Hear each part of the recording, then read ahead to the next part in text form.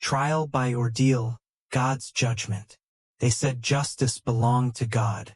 But in truth, it was carved in flesh, burned in fire, drowned in rivers, and written in screams.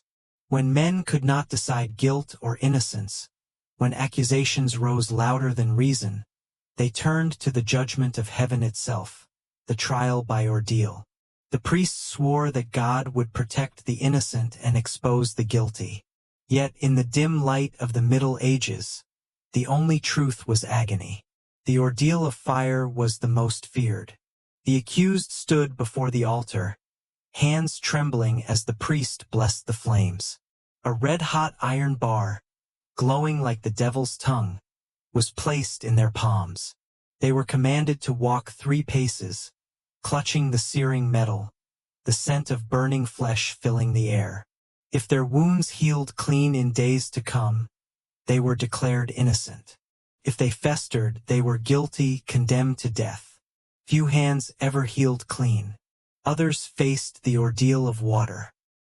Bound in ropes, they were dragged to the riverbank, their arms tied tight across their chest.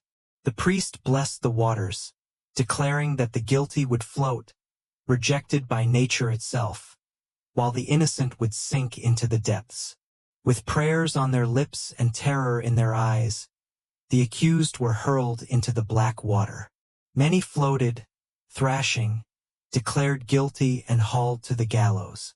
Many sank, lungs filling, and proved innocence only in death.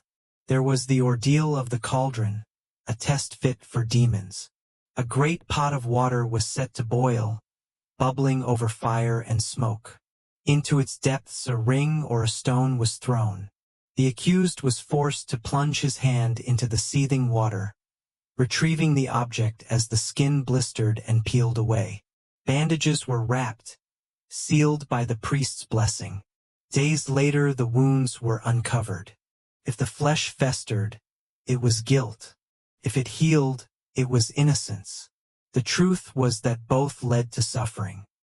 Some were made to walk across red-hot plowshares, their bare feet sizzling upon the iron.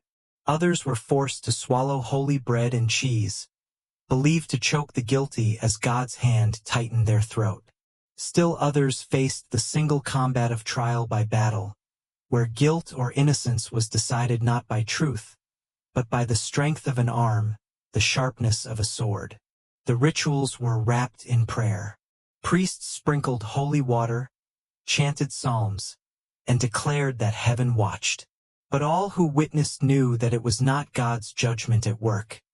It was chance, cruelty, and human hunger for blood. I remember the tale of a woman accused of witchcraft. She was dragged to the river, bound and weeping, her children screaming as the priest intoned his blessing.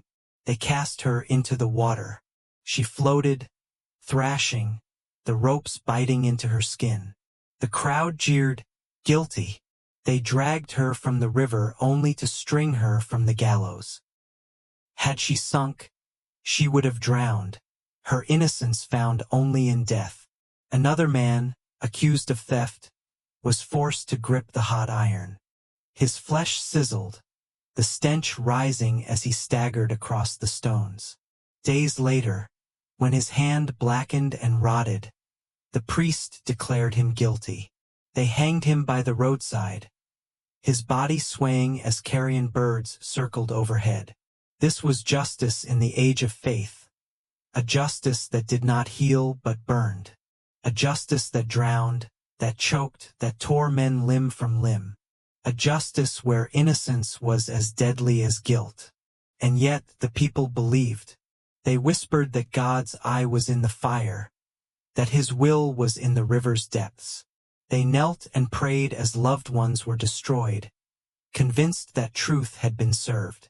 For to doubt the ordeal was to doubt the church itself, and such doubt was heresy.